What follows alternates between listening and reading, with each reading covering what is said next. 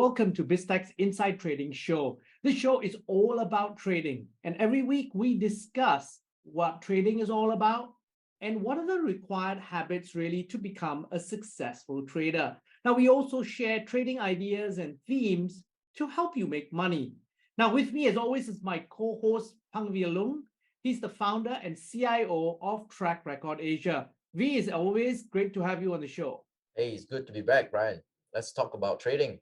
Now, we're going to start as usual with the trading tip of the day. Now, V, what do you have for us today? Oh, so it's something quite simple. Be skeptical. It means be skeptical of, especially of regulators and policymakers' statements to you, right?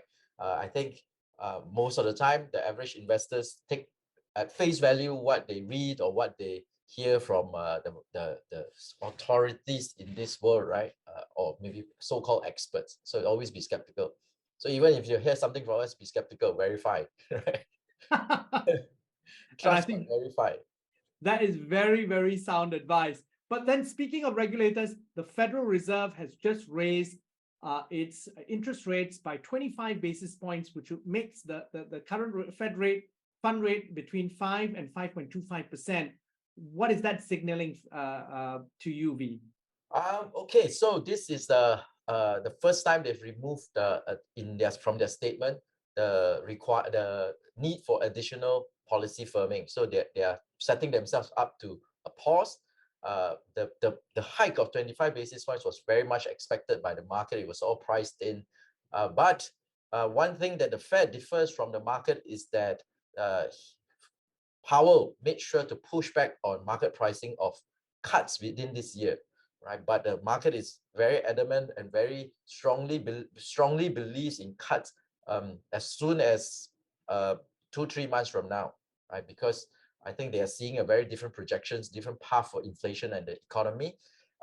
In fact, as of yesterday, the market pricing is for more than 150 basis points, more than 1.5% of cuts by the middle of next year.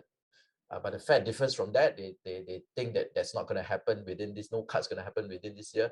But there's a divergence between the projections of the Federal Reserve and the market. Now, how does this then stand with the current banking crisis? Because one of the key challenges and what really sparked this whole banking crisis in the US was really that increase in interest rates from zero. Walk us through what really happened, because the average person really doesn't understand how this whole crisis came about. Cool. So let me just share the screen and show some diagrams so that it's much easier to understand.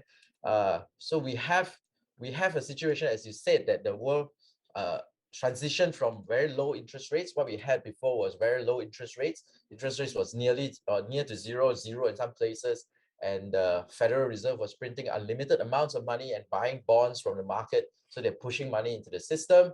So what happened was the banks were flooded with deficits because everybody had money. It was COVID. Nobody was going out. Nobody was spending. All the money was accumulating in the banks. The banks, by their risk management systems and regulatory requirements, they had to buy bonds, and the business was to make loans. So they were lending money out at very low interest rates. And deposits grew, they lent more money, and it's a virtuous cycle for the banks. They started to grow, especially the small and regional banks. They had great growth during this period.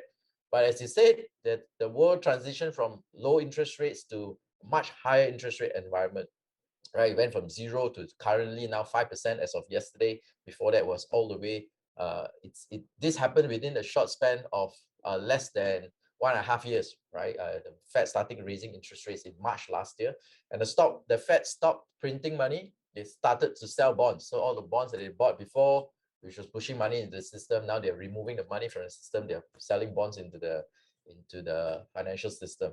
So what happens is value of the bonds and loans, if you are mark to market, it fell 20 to 30% at least. So and now we need to stop you here, because for the average person, they're not quite familiar with mark to market. Mark to market means really that you reflect the actual value of the asset at the point of time. So essentially, if something is worth $1,000 and its value falls to $900, you've got to reflect that in your financial statements. That's not always the case in different jurisdictions. In the US, that is the case. Right. So for the banks, they are not marking their books to market because of accounting rules, where if they're holding the bonds for maturity to maturity, they don't have to market to market. So it's not truly reflected in the in the in in in the book on the books, but accounting they still have to report, right? As you said, but it's something that is across the whole industry. Everybody is holding onto bonds that they bought at much higher prices during the COVID crisis, during 2020, during 2021. So what happens next is they start to announce that investors start to spot that, hey, these guys have a lot of losses on their books. So if more depositors want to withdraw, they will have to sell their assets, right? It's all well and good when you don't have to sell the assets. You can hold it in your mind, you hold it to maturity, you get paid back from your borrower. It's fine, but you just have to start to sell. Then your stock price starts to reflect that you're making losses. Then of course deposits fall because investor confidence are now falling, and as the headlines come into the newspapers and on TV channels, you see banks are starting to fall, starting to fail. The deposits fall even further because now they're aware that, oh, the bank is only paying me less than 1% of my deposits. Why don't I just go to a money market fund or even Apple Bank, which is giving 4%? So this starts to happen, and now we have the vicious cycle of, as the stock falls, deposit falls. As more deposit falls, the stock falls, and it goes round and round, round and round, and until finally we have banks failure, right? Because they cannot now sustain that amount of selling. They cannot sell all their assets at one go to pay for the deposits that's being withdrawn. So in March, we saw 3 bank failures in the US, one in Europe, CSFB in Europe, and April was relatively quiet. I think the panic was stemmed by regulators and policymakers giving guarantees and taking it over. But 1st of May, we had earlier this 1st of May, in the start of the week and start of the month, First Republic Bank was bought over by JP Morgan because their stock price dropped drastically as they announced that they had huge amounts of deposits being withdrawn from their bank accounts. And the rescue came on 1st of May, but now on 4th of May, PacWest Bank Corp is possibly next. Is another US regional bank. So what we can see is that in the case of the SVB, it took just a few days, in a month, for less than a month, for it to drop from above 300 to 0 to being taken over. Then First Republic Bank fell from $120 above to 0 within 2 months. And we are seeing this looking likely to happen with PacWest Bank Corp as well, right? It's now, yesterday, it closed the market at $6.40, but in the after hours, it dropped more than 50% to $3, right? And the news was just that they're looking at options to shore up their balance sheet or maybe even sell out the bank. Yeah. So I think the natural question here is then, what as investors, what should we do, right? I think the idea that we floated in episode 3, I believe, was that gold and silver is starting to show promise, and and this is also another banking. This is the index of the banking or banking sector in the US is continues to drop as well. So I think investors are seeking safe havens. So gold is doing well since we published that episode. It's gone up by more than 2%, nearly 3%, but it's close to previous resistance highs at 2070. But it's likely that if it breaks through, we're going to see much higher levels in the days ahead.